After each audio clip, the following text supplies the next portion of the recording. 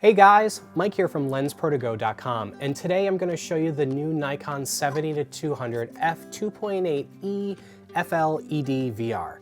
It's a pretty amazing lens, and it is the update to Nikon's already awesome 70-200 2.8 VR2. I'll go over some of the new features, what you can expect from an image quality standpoint, and tell you my thoughts on whether or not I think it's worth the $2,800 price tag. So the most obvious place to start is on the exterior of the lens. Nikon has made some big changes to the layout that a lot of people have been talking about.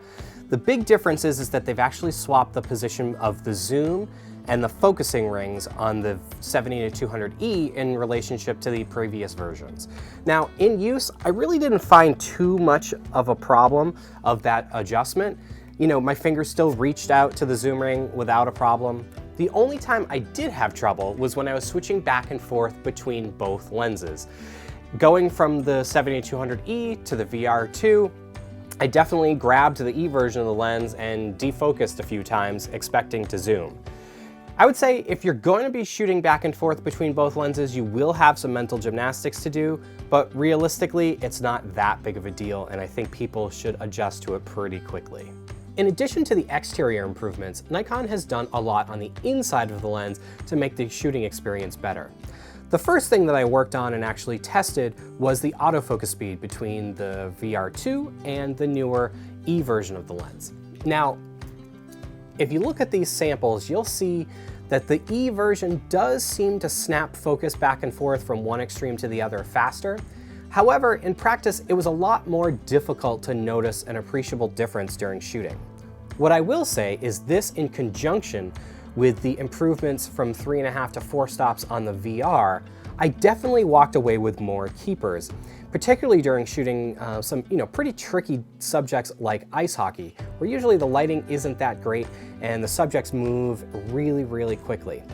I shot on a D750, which has pretty decent autofocus, but I definitely walked away with more keepers with the E lens than I did with the VR2.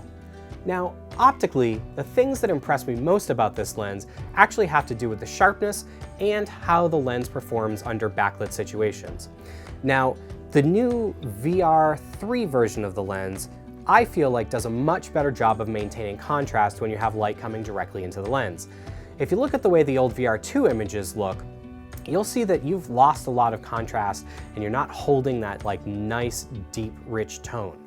One thing that's different about the new VRII version is that the flare characteristic is much more prominent.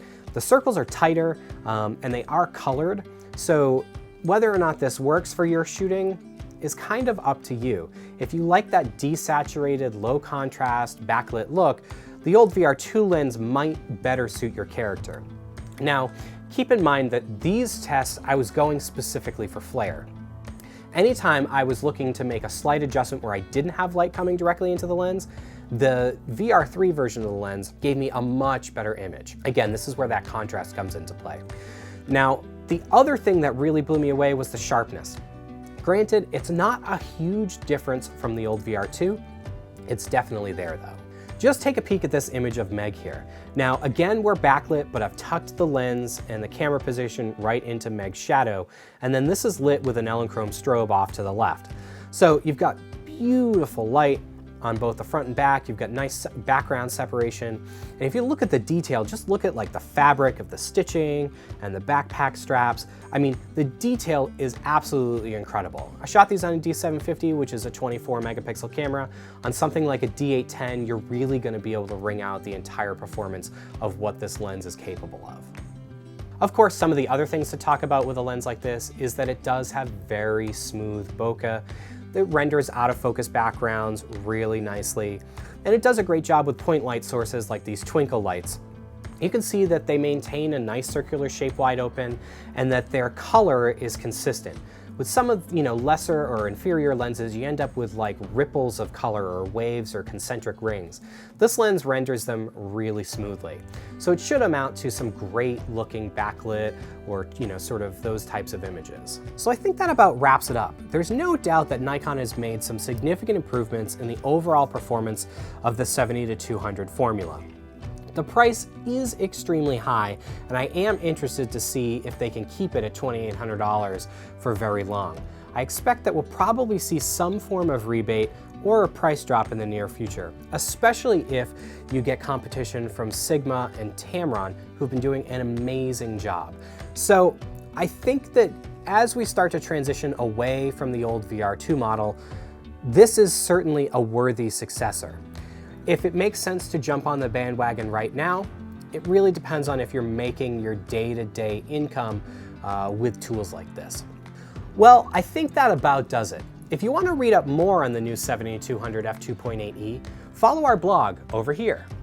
And if you want to subscribe to our channel and get other YouTube content like this, click subscribe over here. That's all, and thanks so much for watching.